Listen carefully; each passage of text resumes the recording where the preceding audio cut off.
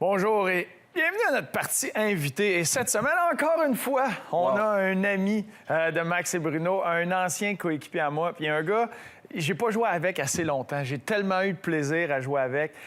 Vous l'avez connu à Montréal pour son lancer frappé. Je peux vous dire, il cogne aussi fort sur un terrain de golf. On a la chance d'avoir Marc-André Bergeron avec nous. Salut Marc! Hey, salut les boys, content d'être là. Bien, merci de prendre ton temps. Hey, on a beaucoup d'amis, hein, je pense à ça. Là. Tous les invités en 2 ans qu'on a eus, on dit que c'est nos amis. Bien, c'est ça. Bon, au cachet qu'on leur donne, on s'achète des bons amis. C'est ça, c'est ça qui compte. Marc-André, comment ça va? Qu'est-ce qui occupe ton temps présentement? Là? Ben, on sait que tu es un homme occupé, mais c'est quoi que tu fais de la majeure partie de tes journées présentement? Ben, en effet, Max, je suis un gars occupé par les temps qui courent. Vous êtes probablement au courant, mais on a une nouvelle équipe de la ECHL qui s'installe au nouveau Colisée à Trois-Rivières. Yeah. Et puis, la chance d'être directeur général de cette équipe-là. Donc, très occupé. Mais ça a parti de où, là? On va embarquer dans le vif de ce sujet-là. Ça a parti de où, ça? T'étais rendu où? Une petite bouteille de vin sur le coin d'une table, un projet, quelqu'un qui t'a lancé là. Comment tu t'es retrouvé là? Ben, dans le fond, j'étais président des Aigles à Trois-Rivières depuis plusieurs années et bien évidemment, il y a un Colisée qui s'est construit pendant ce temps-là.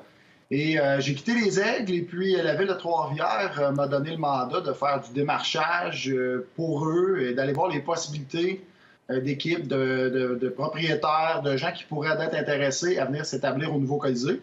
Et puis, lorsque j'ai fait la rencontre de Dean McDonald et puis de la CHL, mais M. McDonald, dans le fond, m'a offert de travailler pour lui dans la continuité d'établir une équipe à Trois-Rivières. Et puis, 1 an et demi plus tard, après avoir négocié avec la ville de Trois-Rivières, et puis j'en suis à développer vraiment l'équipe en soi et puis à acheter le matériel pour qu'on soit prêt en octobre qui s'en vient. Wow, c'est intéressant. C'est toute une responsabilité. Ça doit être un challenge incroyable. Est-ce qu'on peut revenir juste 2 minutes avant? Tu as terminé ta carrière de joueur et là, tu parles président des Aigles de Trois-Rivières dans le baseball. Pourquoi? C'est sorti de où, ça? Comment c'est arrivé, ça? Oui, bonne question. Dans les faits, c'est que un peu malheureusement, quand on n'a pas tous la chance, on n'a peut-être pas tous la même discipline dans notre carrière de hockey quand on est plus jeune, de vraiment forcer au niveau hockey, bien sûr, mais aussi au niveau études. Et puis, pour moi, j'avais pas complété des études universitaires où je me suis dit, si je commence le marché du travail, probablement que je ne serai pas capable d'avoir un emploi qui va faire mon affaire. Donc, la façon la plus sûre d'avoir un emploi que t'aimes, c'est probablement de te l'acheter. Et puis, c'est un petit peu ça que j'ai fait avec mes partenaires des Aigles dans le temps. J'avais investi à l'origine pour amener l'équipe à Trois-Rivières. Et puis, tout en leur mentionnant que lorsque ma carrière d'hockeyeur se terminerait, j'aimerais m'impliquer au niveau affaires, au niveau baseball, vraiment, côté administratif. Et puis, dans le fond, une chose a mené à l'autre. Et puis, j'ai pris la responsabilité. C'est sûr qu'au travers des 7 ans que j'ai été impliqué au niveau du baseball à Trois-Rivières, j'ai pas du jour au lendemain passé de je joue au hockey à je dirige une entreprise. J'ai quand même, au travers des années, j'ai appris beaucoup. J'étais en constante communication, autant au niveau financier qu'achat, que les hôtels, et comprendre vraiment la dynamique d'une équipe. Et puis, c'est ça, dans le fond, la transition s'est faite vers l'équipe de baseball. Puis finalement, ça a été une super de belle aventure.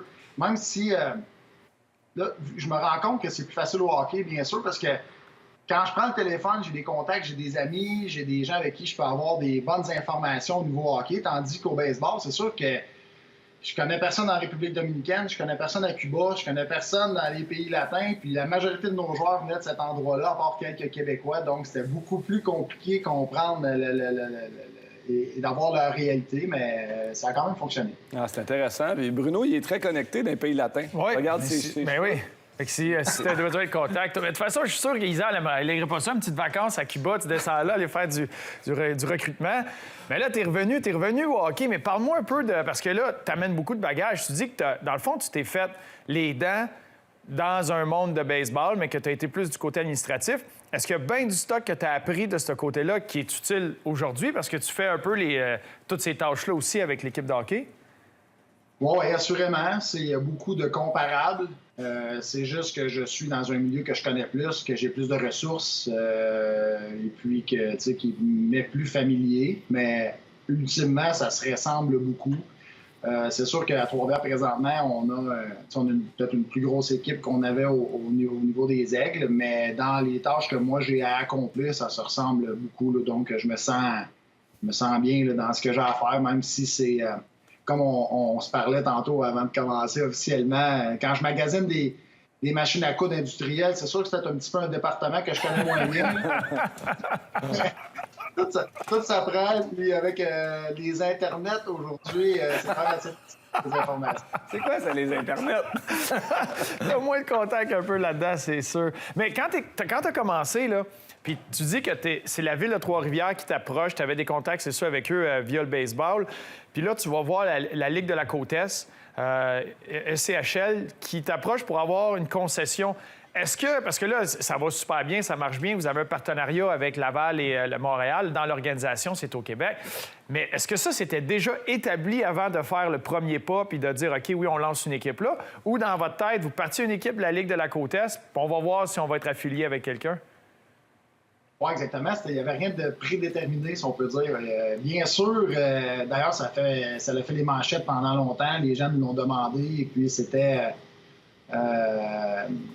pratiquement un naturel, on se le cachera pas. On est une équipe québécoise avec les grands frères à 1 heure de voiture de chez nous qui faisait plein de sens.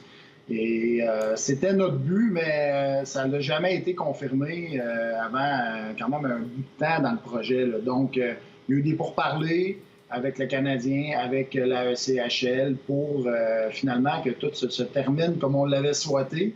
Mais dans notre entente avec la Ville de Trois-Rivières, il y avait quand même une clause qui nous permettait de peut-être pas avancer le dossier si jamais on n'avait pas les ententes qu'on voulait. Là. On ne parle pas non seulement du Canadien, mais quand même plusieurs trucs. Là, toi, tu vas être directeur gérant de l'équipe là-bas. La vision d'un club ECHL, pour les gens à la maison qui connaissent peut-être moins ça, c'est la Ligue nationale, la Ligue américaine, ECHL.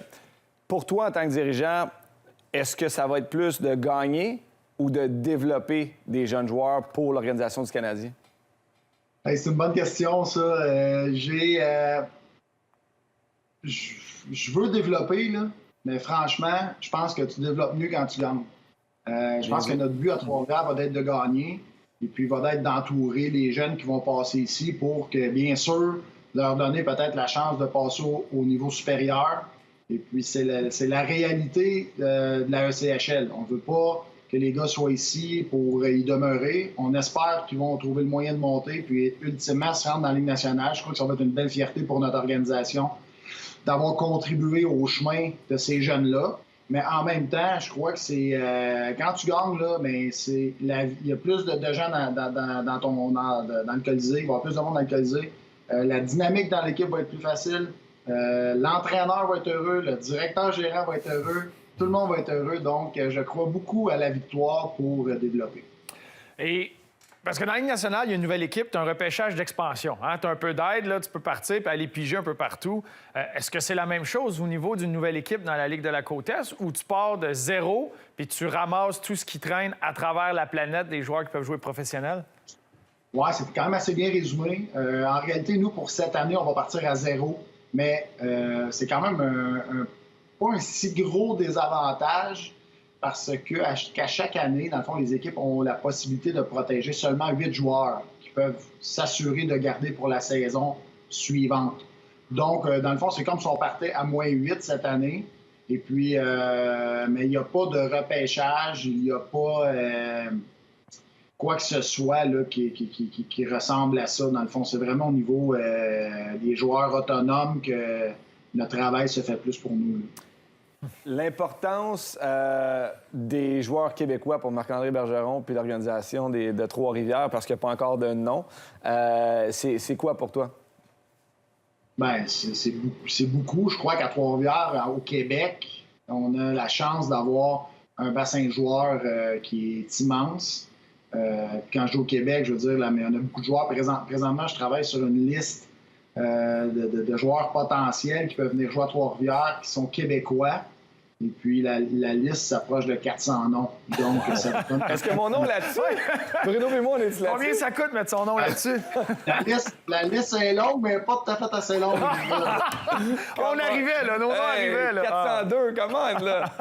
Bruno, je l'ai vu courir. Je l'ai vu courir dernièrement, là. Oh là là, en descendant, court vite. Sans farce, vous avez de l'air en forme pas mal. Je trouve peut-être que je vais en discuter, qu'on va vous rajouter ça à la liste. Mais non, mais blague à part, tu sais, on a beaucoup de joueurs qui ont un potentiel de venir jouer à Trois-Rivières. Tu sais, dans la ECHL, on a fait une moyenne. Là, dans les 10 dernières années, on a pris toutes les équipes. Puis il y a en moyenne 47 joueurs qui passent dans une formation ECHL dans une saison. Aïe, aïe, Donc, pour nous, d'avoir un bassin qui est proche, d'avoir une accessibilité à des joueurs pratiquement tout au long de la saison, versus une équipe des États-Unis qui a peut-être moins de joueurs près d'elle, je pense qu'on a vraiment un avantage. Et puis, on va espérer que de la façon qu'on le voit va vraiment se matérialiser sur la glace. Mais j'aurais tendance à dire qu'on va être chanceux d'avoir tous les joueurs québécois qu'on va pouvoir mettre dans l'alignement. Écoute, durant le lockout 2004-2005, j'ai vu que tu as joué dans la Ligue nord-américaine de hockey un petit peu. Est-ce qu'il y a des joueurs sur ta liste présentement pour ton équipe qui font partie de cette ligue-là? Oui, il y en a. J'ai des gars U-Sport, j'ai des gars Ligue nord-américaine de hockey, j'ai des gars de la Suisse B, j'ai des gars de la Finlande, de la Allsvenskan, qui est la deuxième ligue de la Finlande, ou de la Suède également. Fait que, tu sais, sans en faire, j'ai pas de préférence. Moi, en bout de ligne, ce qu'on veut, c'est gagner. On soit majoritairement québécois. Puis, tu sais, de dire qu'on va être 100% québécois, je pense pas que c'est réaliste. Je pense qu'on va être majoritairement québécois. Et puis, on a hâte, là, dans le fond, de faire nos premières signatures. Les premières signatures ne peuvent pas se faire avant le 9 juillet. Donc, c'est la date là, d'entrée en marché, si on pourrait dire, pour les joueurs autonomes. Mais, Marc, parce que tu me disais, juste pour clarifier ça, parce que c'est exceptionnel ce que tu fais, puis tu sais, tu as le titre, puis c'est glamour, là, directeur, gérant. Mais tu travailles en tabarouette ces temps-ci parce que tu me contais que tu magasinais les machines à coudre industrielles, les machines à aiguiser, les patins. Là, tu es en train d'essayer de placer la chambre pour l'éventuel thérapeute. Là, tu te reviens d'abord, puis là, tu regardes 400 noms, tu essaies de voir, puis tu as une équipe de hockey aussi à mettre sur la glace. Est-ce que tu as une petite équipe autour de toi? Y a-tu du monde qui t'aide un peu? Puis, ou est-ce que tu es rendu à l'étape que bientôt, justement, va falloir que tu amènes du monde avec toi pour t'aider, pour être capable de te concentrer sur certaines tâches? Bien, assurément que je vais devoir ajouter du personnel là, du côté hockey prochainement. D'ailleurs, il y a des offres d'emploi qui vont se répandre sur les médias sociaux prochainement. Donc, les intéressés, j'apprécie un coup d'œil. Vous avez peut-être la chance de venir travailler à Trois-Rivières. Et puis, oui, un des aspects de mon travail présentement, c'est de m'assurer que la chambre des joueurs est adéquate aux besoins qu'on a. Et puis, heureusement, la Ville de Trois-Rivières est très collaboratrice. Elle met du personnel qui nous complète, qui nous apporte des éléments que, tu sais, évidemment que je ne suis pas un ingénieur en bâtiment ou un ingénieur électrique. Je veux dire, c'est compliqué. Il y a des millions de raisons pourquoi on ne peut pas faire ci, puis pourquoi on pourrait faire ça. Donc, d'essayer de jumeler avec ce que je comprends, ce que l'on a besoin, ce qui est possible de faire, et les coûts reliés à tout ça. Donc, ça fait beaucoup de compréhension. Puis j'ai la chance de travailler là, avec des gens très compétents à la Ville de Trois-Rivières, dont Éric Anger, qui est mon contact là, pratiquement quotidien, avec qui que je parle. Ça l'aide beaucoup. Puis sinon, c'est sûr qu'il y a plein d'achats. On est dans l'identité de l'équipe, fait qu'on a travaillé sur l'identité de l'équipe, les couleurs, le logo, les machines à aiguiser les patins. On a beaucoup d'équipements à fournir à l'équipe visiteur aussi. Donc, tout ce qui est équipe visiteur, il faut fournir une machine aiguisée. Fait que juste de s'assurer d'avoir les bonnes listes, d'avoir vraiment les équipements que l'équipe visiteur va avoir besoin pour que la première fois qu'ils viennent à Trois-Rivières, qui est vraiment ce qu'ils sont supposés d'avoir, qu'il n'y ait pas de surprise. Après ça, tout le côté immigration, j'ai la chance là, de pouvoir m'appuyer sur le Canadien, qui le font régulièrement, donc ils me partagent leurs connaissances. J'ai les bons numéros de téléphone pour parler aux bonnes personnes, ça fait que ça rend ma vie plus facile. Mais oui, c'est plein de dossiers qui sont pas nécessairement simples, puis que par contre, qui sont vraiment enrichissants, je pense, pour moi, pour n'importe qui aura à le faire. Puis il y a des journées que c'est sûr, je me casse la tête plus que d'autres, mais en bout de ligne, c'est toujours satisfaisant quand que tu réussis à accomplir de quoi que tu trouvais très compliqué dès le départ. C'est tellement intéressant. C'est impressionnant. Ouais, Wow. exactement. Bravo pour ce que tu fais. Écoute, tu as joué longtemps, Marc-André. Tu dois savoir un petit peu, tu es directeur-gérant. L'entraîneur n'a pas été nommé encore. Je ne sais pas, tu es où dans les recherches. Si tu es capable de me décrire pour toi l'entraîneur parfait de cette équipe-là, par rapport à tes expériences vécues, ce que tu recherches au Québec ici, ça serait quoi? Je crois qu'on est rendu dans un monde en 2021 où les relations personnelles sont très importantes. Je pense que c'est au niveau que nous, on est, c'est pas des grosses équipes. On n'aura pas un staff là, de 15 personnes pour s'occuper de tout ce qui va être opération hockey. Donc, chacune des personnes va se devoir d'avoir plusieurs chapeaux. Donc, je pense que c'est d'être ouvert d'esprit, d'avoir une bonne relation, que la relation soit naturelle entre moi et l'entraîneur-chef. Je crois que c'est quelque chose qui est très important. Et puis, à partir de là, bien, assurément qu'il y en a qui vont être meilleurs pour faire des dessins sur le tableau pour expliquer des jeux. Puis, il y en a d'autres qui vont être meilleurs pour certaines autres parties du hockey. Puis, à partir de là, ça va être de trouver les assistants coachs qui vont le compléter le mieux possible. Mais je vous dirais qu'à prime abord, là, c'est vraiment d'avoir une ouverture d'esprit, à pas être... Moi, je suis entraîneur-chef, puis je touche pas à rien d'autre que ma job d'entraîneur-chef, parce que c'est pas la réalité à la ECHL, au niveau ECHL. Et puis aussi d'avoir une bonne relation là, interpersonnelle avec moi et le reste de l'organisation. En tout cas, moi, je dis ça de même, là, mais vous n'avez pas de nom ni de logo, pas d'entraîneur. Moi, je dis on devrait les appeler les Max et Bruno. Ouais. Puis moi, Max, on va coacher. On va coacher ça. D'ailleurs, les Max et Bruno, on a notre logo. Il est prêt? Vous m'avez déjà mentionné le salaire que vous voulez, puis c'est impossible. Mais là, on va faire des soupers spaghettis, quelque chose. Non, ça doit se faire. C'est sûr. Ouais, en ces temps difficiles, je ne sais pas c'est quoi votre stratégie, mais On va s'arranger. je suis toujours écouté. On va Via s'arranger. Zoom. On a appris de notre grand chum Bob Sonnette comment faire ça, le marketing. Regarde bien ça va y aller. Hey, mais Marc, moi, je vais revenir un peu en arrière parce que cette année, là, tu parlais de ton coin, tes Trois-Rivières. Tu as joué aussi pour les Cats à Shawinigan.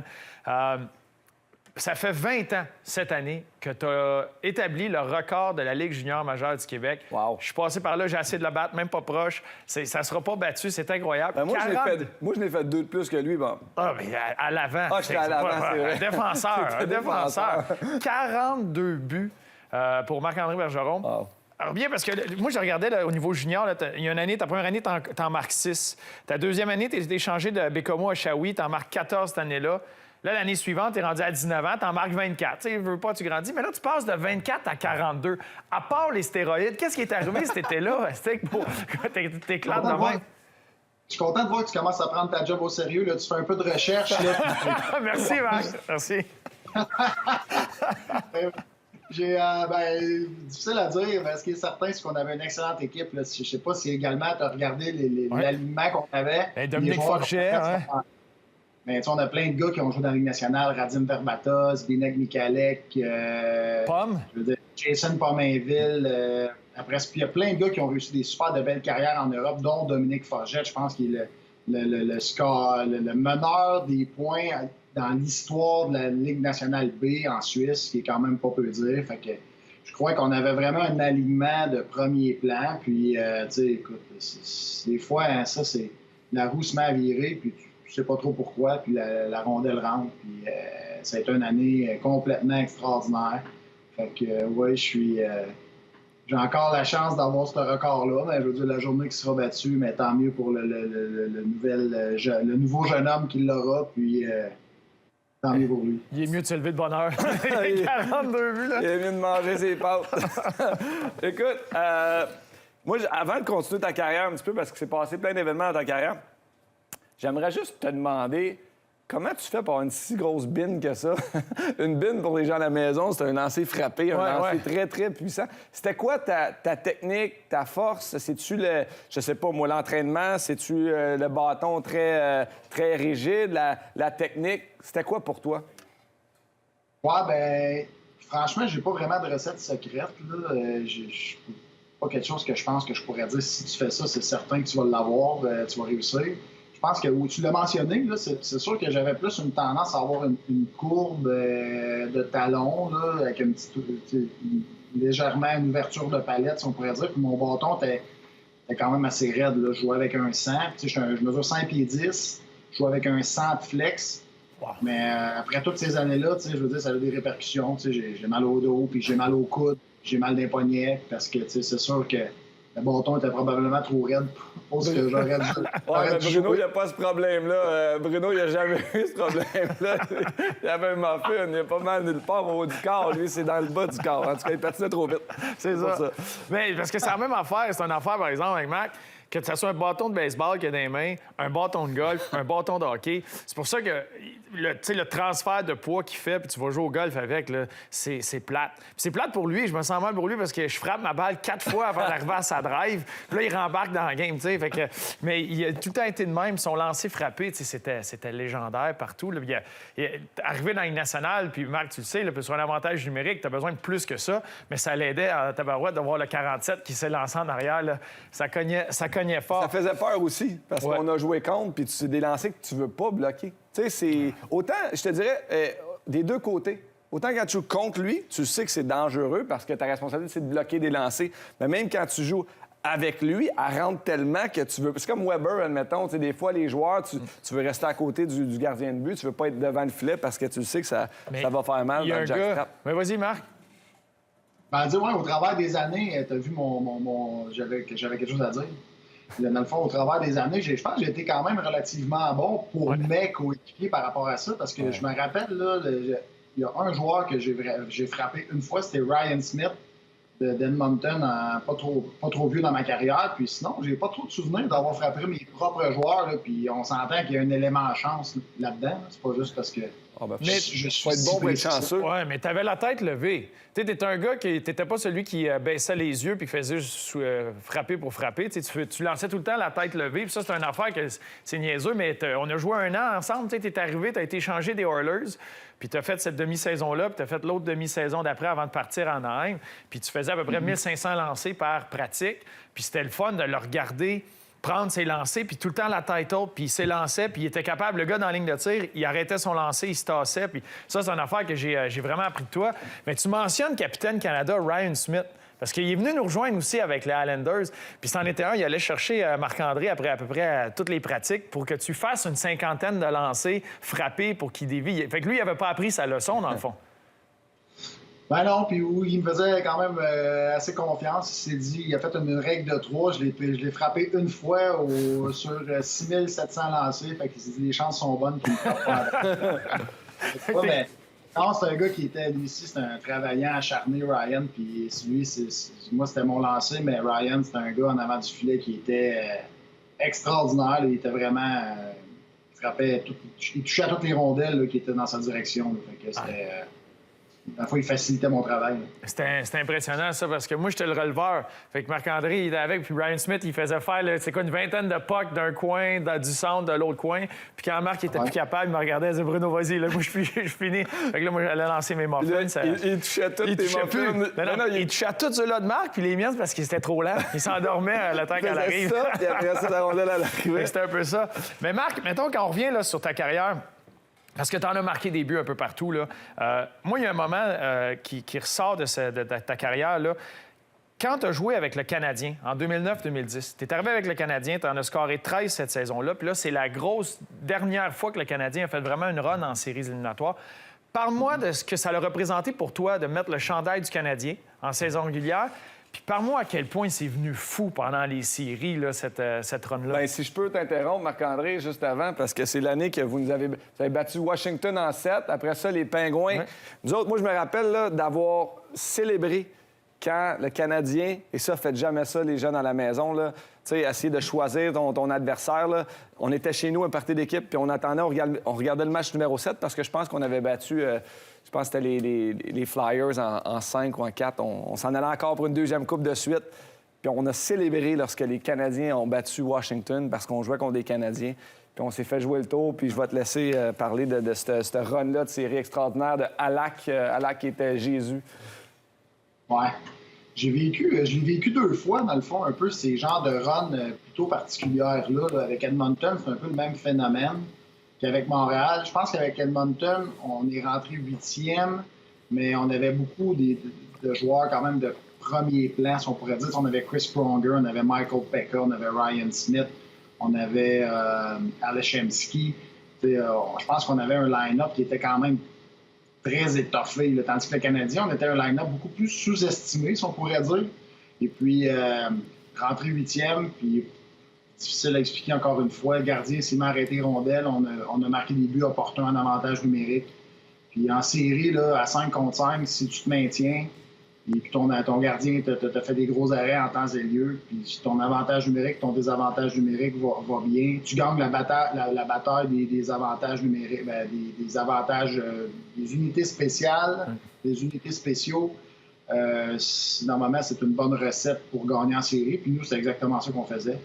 Donc, ça a été une saison pour moi extraordinaire. Je me rappelle encore quand mon agent Paul Corbeil m'a téléphoné pour me dire Marc-André Markov s'est blessé hier, le Canadien serait peut-être intéressé à signer. J'ai dit je signe où? Moi, je suis prêt. Je suis prêt à partir. Je revenais dans le fond d'une blessure. Je venais de me faire opérer au bas du dos à Minnesota la saison d'avant. Donc, j'étais comme en rehab, puis j'étais sur le point d'être prêt. Donc, ça a été beaucoup de nervosité. J'ai commencé en conditioning, dans les termes du hockey, à Hamilton, parce que j'avais pratiquement pas mis les patins. Je revenais d'une opération, j'étais pas si entraîné que ça. Puis finalement, comme les séries du Canadien, ça s'est mis à bien aller pour moi. Puis on dirait que quand ça va bien, mais le bon attire le bon. Puis ça a été une saison que je vais me rappeler toute ma vie. Puis d'ailleurs, même jusqu'à ce jour, quand que, c'est sûr qu'avec la COVID, ça fonctionne pas, mais quand je vais avec mon garçon au match des Canadiens, puis on va dans le salon des anciens, puis je fais la tournée. J'ai fait la tournée avec les anciens Canadiens. Donc, j'ai la chance de connaître toutes les autres générations que j'aurais jamais connues, même si étant québécois.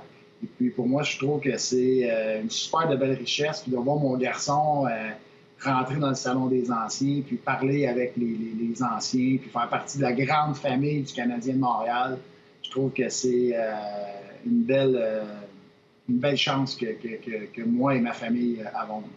Mais Marc, justement, parle-moi de quand tu es arrivé à Montréal, parce qu'un Québécois qui vient à Montréal, là, en plus, tu connais du succès. À quel point tu as découvert des cousins lointains là, qui apparaissaient, puis comment tu as géré ça, la famille? Tu sais, d'amener ta famille là, puis de vivre là, parce que quand tu es joueur, c'est une chose que toi, tu vis, mais là, ta famille est impliquée là-dedans. Puis là, c'était une belle saison. En plus, la run des séries, ça devient très intense. C'était comment pour toi, comme Québécois, de gérer tout ça? Bien, j'étais pas quelqu'un qui suivait les médias à ce moment-là. Je pense que c'est la règle numéro 1 que tu te dois d'appliquer quand tu joues au hockey à Montréal. T'sais. Puis assurément, quand c'est une saison plus difficile, soit personnellement ou pour l'équipe, encore plus. Nous, heureusement, cette année-là, ça allait bien. Mais même à ça, j'étais vraiment pas trop conscient des médias. Je pense que de cette façon-là, quand il y avait soit un commentaire ou un article ou peu importe de négatif qui pouvait se faire sur moi, mais le lendemain matin, quand je voyais le journaliste dans la chambre et que j'y parlais comme si de rien n'était, parce que lui, il devait se dire probablement « Oh, Marc-André, je sais pas comment il va d'être parce que j'ai dit qu'il a été pourri hier, puis il a eu sûrement eu raison bien des fois. » Ben, moi, je réagissais comme quelqu'un qui s'est passé sans pied par-dessus la tête, puis je le savais pas. Fait que, je pense que ça m'a gardé beaucoup connecté sur ma réalité de jouer au hockey puis de bien performer parce que ultimement, c'est la seule façon qui va te permettre de survivre dans un marché comme Montréal. Puis à cause de ça, je pense que ça a été une année plutôt facile côté médiatique, côté relations. C'est sûr qu'à ce moment, il a fallu qu'à une reprise, je ne me trompe pas de dire à mon père, « Père, parle-moi-en pas, ça m'intéresse pas de savoir que, mettons, Maxime, n'importe qui a pu dire quoi que ce soit sur moi. Je veux rester le plus déconnecté possible. » Et puis, un coup que le message a été passé, ça a super bien été. Fait que quand tu gagnes puis quand tes performances sont quand même bonnes, ça revient un peu tantôt, hein, Max, c'est ça qu'on disait, tu veux te développer, tu veux gagner, ben quand tu gagnes, là, ben, c'est pas mal plus facile de faire tout le reste. Bien, ça, c'est sûr. On peut regarder le Rocket de Laval, c'est un des bons exemples cette année. Je pense que tous les jeunes sont gagnants de ça. Pour rappeler les gens, c'était 2009-2010 que tu as joué avec le Canadien de Montréal. Price ou Halak? Non, c'est pas vrai. Réponds pas à ça. Écoute, tu as eu la chance ou la malchance, comme moi, de jouer avec notre chum ici, Bruno Gervais. Ouais, 2 fois, dans 2 équipes. 2 fois avec Il est chanceux. les Highlanders, quand c'était un jeune coq, puis plus tard avec le Lightning de Tampa Bay. Bruno, là, il était comment comme coéquipier? Est-ce que tu as vu une évolution, premièrement, entre ses premières années puis lorsque tu l'as recroisé à Tampa Bay? Ah, boy, j'ai pas de comparable. Sois honnête! Ah non, mais sans face, Bruno, c'est un gars comme qu'on le voit là. J'ai rien à dire. Il y en a certains autres que, assurément, si c'était eux assis en chaise, que c'est sûr que j'ai planterais. T'as-tu des anecdotes croustillantes de Bruno? C'est un gars qui, justement, tu sais, il est à son affaire, puis pas trop maladroit quand il mange, il se salit pas trop. Fait que, Écoute, je suis pas d'accord avec toi, mais bon, on en reparlera quand on terminera cette show-là. Mais Marc, parle-moi un peu, parce que là, je regardais ton parcours, puis, tu sais, justement, t'es passé avec les Islanders, t'avais Tom Pody, Brendan Witt, puis Bruno Gervais, tu sais, c'était quelque chose de particulier. Puis là, t'as été échangé à Anaheim, où t'as Chris Pronger, Scott Niedermayer, François Beauchemin, Mathieu Schneider, tu sais, c'était un peu plus bas de gamme. C'était comment rentrer dans ce vestiaire-là? Ben, tu sais... Si t'arrives là, tu te dis, boy, je veux dire, ça va être comme ma responsabilité, là, tu sais. C'était plutôt ordinaire, franchement. Tu sais, j'avais d'une super bonne saison. En plus, je venais de faire 46 points avec les Islanders la saison d'avant. Puis là, le début de saison avait été moyen, mais ça allait quand même pas mal. Je me fais échanger. Là, comme tu dis, là, tu regardes le line-up, tu fais, ouais, d'après moi, je jouerai pas 20 minutes à soir, c'est sûr, tu sais. Il est comme défaite, mais je veux dire, ça fait partie de notre réalité. Puis en même temps, là, tu sais... les défenseurs comme ça, c'est pratiquement les premiers défenseurs dans à peu près toutes les équipes de la Ligue nationale. Puis les autres, il y en avait 4 dans une. Fait que, tu fais avec. Oui, c'est sûr. Puis les voyagements dans tout ça, tu as été échangé, tu as participé à différentes équipes, des fois 1 an et demi dans certaines villes. Comment ta famille et tout ça, vous avez vécu ça? Bien, plutôt bien. Je pense jeune, c'était moins problématique. C'est sûr qu'à partir du moment où tu commences à avoir des enfants, c'est beaucoup plus compliqué, là, tu sais. Mais ça vient avec la vie, ça vient avec les sacrifices qu'on se devait de faire. Il n'y a pas de métier parfait. Chacun des métiers a ses complications, puis ça faisait partie des notes. Puis heureusement, moi, j'avais une conjointe qui était très bonne pour gérer toute cette partie-là. Là, quand nous, on se fait échanger, on l'apprend à midi, puis à midi et demi, on est dans l'avion, puis on est parti, puis on gère rien de tout ça, là, ou à peu près pas, tu sais. Puis c'est eux qui sont poignés avec toute la paperasse, puis tout ce qui reste à l'arrière. Fait que j'ai eu la chance de pas trop me casser la tête. Tout se faisait, puis moi, dans le fond, je faisais juste jouer au hockey. Mais parle-moi, quand on parle de voyagement, c'est une chose de voyager en Amérique du Nord, mais là, tu as joué 3 ans à Zurich. Dans la Ligue élite de Suisse. Parle-moi du processus qui t'a amené à décider d'aller jouer en Europe, parce que tes enfants, tu avais 2 enfants qui étaient à l'école à ce moment-là. Parle-moi du processus qui t'a amené à dire, oui, je vais aller vivre l'expérience européenne, puis parle-moi comment tu as vécu ça, toi, pendant 3 ans. J'étais supposé de signer une entente de 2 ans avec une équipe de la Ligue nationale pour que, finalement, le 1er juillet, ils nous reviennent avec une offre de 1 an. Là, à ce moment-là, je venais d'être échangé quelques fois dans les dernières années. Je trouvais la décision risquée, puis pratiquement au même moment, Zurich nous est arrivé avec une offre de 3 ans. Fait que j'ai regardé ma conjointe, j'ai dit ça te tente-tu? Il me semble que moi, ça sent bon, ça, cette histoire-là. Une sécurité de 3 ans, un voyage en Europe, Zurich, quand même pas, tu sais, je veux dire, la pire des places en Europe. Et puis finalement, ce fut une décision extraordinaire. On a adoré l'expérience. Voyager beaucoup en Europe. Les enfants étaient un petit peu plus vieux, donc c'était plus facile pour nous de commencer à bouger, d'être un peu plus indépendant, si on pourrait dire. Donc, d'ailleurs, les jeunes qui n'auront pas la chance de venir jouer à Trois-Rivières, si un jour vous avez la chance d'aller jouer dans des belles ligues d'Europe, mais je vous encourage et puis on vous réaccueillera après ça à Trois-Rivières. Ben, c'est tellement vrai parce que Bruno puis moi aussi, on l'a vécu là, différemment en Allemagne puis en Russie, puis ça fait partie de l'histoire, puis vraiment, c'est un privilège d'aller jouer là-bas. Puis il n'y a pas juste le hockey nord-américain, hein? Il y a d'autres opportunités dans différentes ligues, donc c'est un très bon conseil. 2016-2017, après ton passage en Suisse, tu décides de retenter ta chance en Amérique du Nord. Tu as été joué pour les Monsters de Cleveland. Tu voulais rejoindre nationale, tu pensais que la Suisse était finie. Pourquoi le retour en Amérique du Nord? Ben, c'est un peu ça. Pour vous dire vrai, je pense, à la fin de mon séjour à Zurich, je pensais que ma carrière était terminée, bien honnêtement. Quand je suis revenu de Zurich, je me suis quand même entraîné cet été-là parce que j'étais pas certain, mais j'étais plutôt convaincu que j'avais terminé. Puis c'est tellement naturel, maintenant, après toutes ces années de s'entraîner, que je l'ai tout simplement fait parce que j'en avais... c'est comme un besoin, à la limite, plus que le goût, je dirais. Là, et puis, encore une fois, Paul Corbeil m'appelle. Il dit, j'ai parlé avec la gang de Columbus. Ils ont un jeune défenseur qui sont pas certains qu'il va être capable de faire la job. Zach Werenski. Finalement, pas pire. Finalement, je me suis présenté au camp. Je me rappelle encore que j'avais parlé avec John Tortorella. Puis à ce moment-là, j'avais 36. Puis il avait dit, tu sais, les tests physiques du camp d'entraînement sont très difficiles, Marc-André. Tu sais, je ne sais pas à quel niveau tu t'es entraîné cet été parce que tu vas peut-être m'arracher. Hey, c'est légendaire, ces tests. Je peux vous le dire, ils sont durs. Ils sont durs. Fait que, finalement, ça avait quand même bien été des tests. Puis j'avais eu un super de bon camp d'entraînement. Puis il voulait me. Mais tu sais, moi, dans ma tête, c'était la Ligue nationale ou rien. Finalement, je fais pas l'équipe. Je m'en retourne chez nous.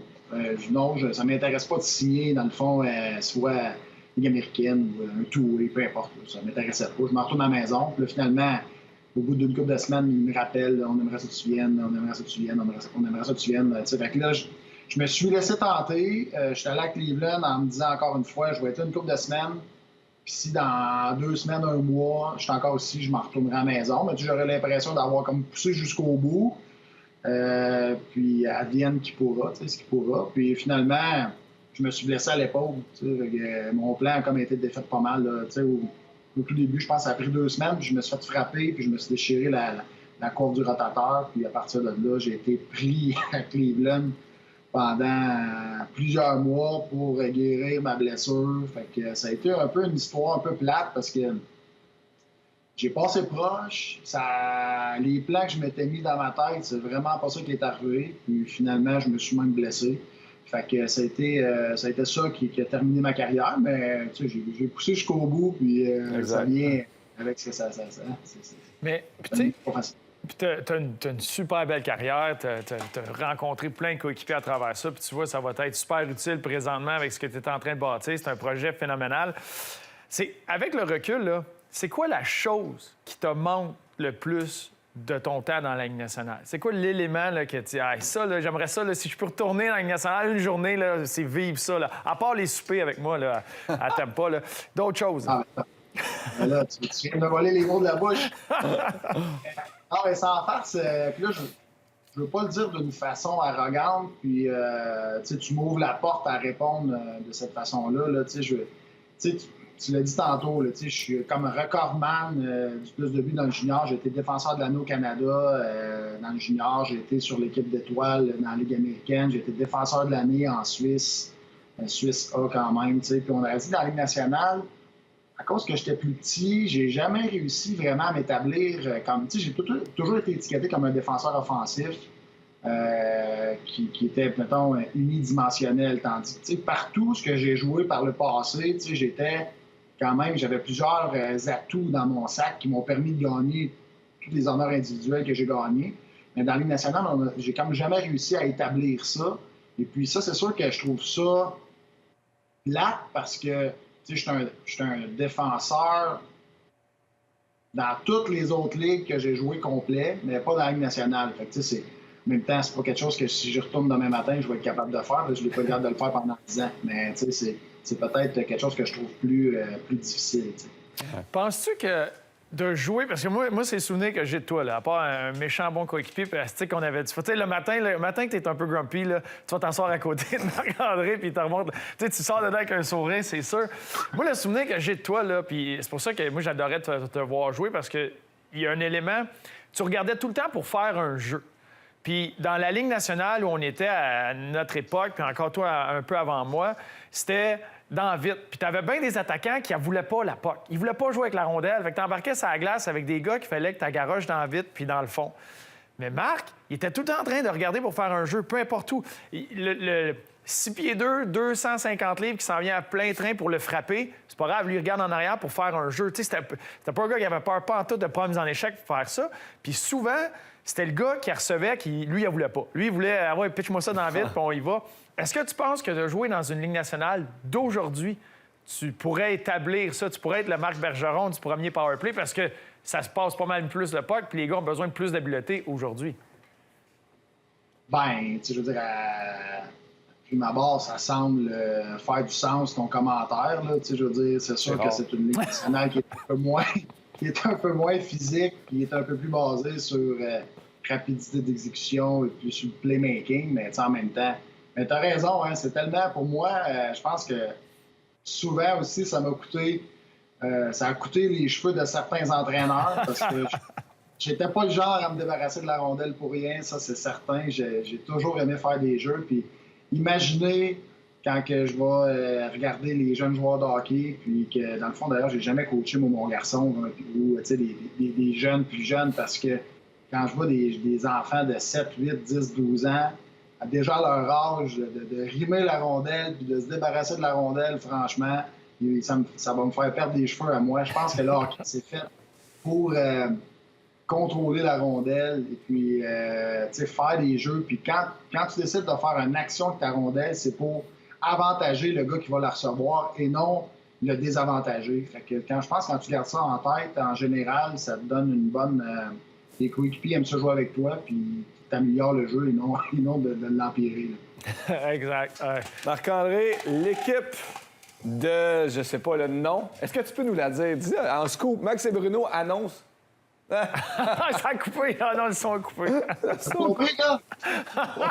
Alors, on va revenir sur les lèvres. Là. Tu fais là encore plus tranquillement.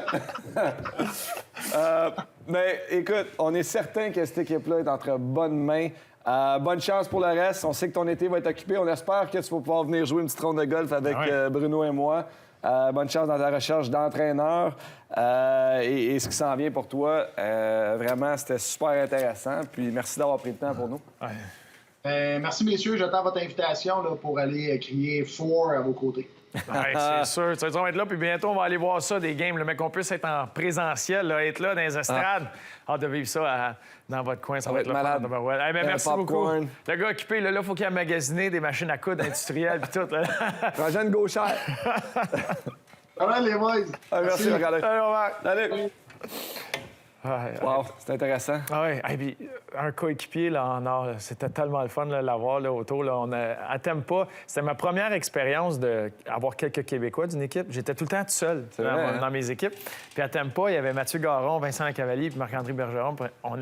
J'ai tout le temps été contre ça parce que moi, je voulais toute l'équipe ensemble. Puis de parler en anglais, c'était très important pour moi. Mais des fois, de juste partir le soir, puis on allait souper pas loin. Moi, ma femme, on partait en vélo, puis c'était un petit restaurant pas loin, terrasse, tu sais, pas, ça faisait le fun avec cette gang-là. Là. On a tellement eu du plaisir. Là, lui, puis Isa, sa conjointe, qui l'avait toute setée, qui l'a aidé avec sa caméra, puis ses affaires. Qu'on avait du fun avec eux. Mais il faut faire la différence, hein, puis tu le mentionnes, puis ça, c'est un sujet quand même intéressant, puis c'est des conseils qu'on donne aux jeunes, justement, en tant que Québécois. C'est comme si on était Européens pour peut-être les Américains puis le reste du Canada. Parce qu'on a notre propre langue, comme les Européens l'ont aussi. Tu arrives dans l'équipe et tu veux faire l'effort de faire partie du groupe. Donc, de jaser avec tout le monde, même quand tu parles avec un Québécois, de jaser en anglais pour que tout le monde comprenne. Mais c'est lorsque tu sors des paramètres de la chambre de hockey et de l'aréna que là, c'est le fun de retrouver entre Québécois. Tu sais, sans que tout le monde le sache, que ce soit les pas ça. racines, Oui, les racines, la culture, de savoir chanter toutes les chansons d'Éric Lapointe, c'est le fun. Ben oui. Chanter, mettre une toune de Bob, on mettait des tounes de Bob, faire des jokes de Watatata, puis des enfants de même, chambre en ville. C'est ça qui est le fun, on a du plaisir. Mais ça, c'est un élément, puis, tu sais, Marc, c'est dur, tu peux pas le faire, prendre un joueur puis le changer d'époque, c'est impossible. Tu peux pas comparer Wayne Gretzky à Connor McDavid, c'est des époques différentes. Mais moi, c'était quelque chose que j'admirais chez Marc. Il avait pas froid aux yeux dans tous les sens du mot. Il n'a jamais eu peur de rien dans tous les sens du mot. Puis de faire des jeux, c'est le nombre de fois que je me rappelle, que ce soit avec les Islanders ou avec à Tampa, c'est qu'il avait vu de quoi. Puis tabarouette, c'est juste plate que si l'autre était prêt à le recevoir ou embarquer dans ce jeu-là, ça aurait fonctionné. Mais c'était tellement une mentalité, par en avant, fais pas d'erreur, pitch le puck, que des fois, ça cliquait moins. Puis il y a des entraîneurs que ça les stressait parce qu'ils ne pouvaient pas contrôler ça. Fait qu'il écopait de ça. C'est dommage, mais en tout cas, là, lui, c'est tout un nouveau défi qu'il a. Fait que ça va être le fun. Moi, j'ai hâte d'aller voir ça, ces games-là. Ah, moi aussi. Moi aussi, j'ai hâte de voir du hockey live, premièrement, à Trois-Rivières. Ça va être intéressant. Montréal, Laval et Trois-Rivières, vraiment, ça va être incroyable. Merci d'avoir été là, tout le monde. Et la semaine prochaine, invité de Marc aussi, on va parler avec Georges Saint-Pierre au podcast. Donc, Georges Saint-Pierre la semaine prochaine. Ensuite, on Martin a Brodeur. Martin Brodeur et Kim Saint-Pierre. Wow. C'est les trois prochains. Les trois champions dans leur milieu respectif. Les trois meilleurs au monde. Ouais. Georges Saint-Pierre, le meilleur combattant au monde. Ouais. Après ça, tu as Martin Brodeur qui était, on peut débattre, le meilleur gardien au monde de l'époque. Puis là, tu as Kim Saint-Pierre, la meilleure gardienne au monde. Avec le meilleur joueur de Monopoly au monde. Et le meilleur joueur de TOC. Moi, c'est au TOC, au monde. Puis la meilleure émission. Au monde. Au monde. On est énorme en Chine. Nous avons les portes des chandails, Max et Bruno, partout. Merci beaucoup.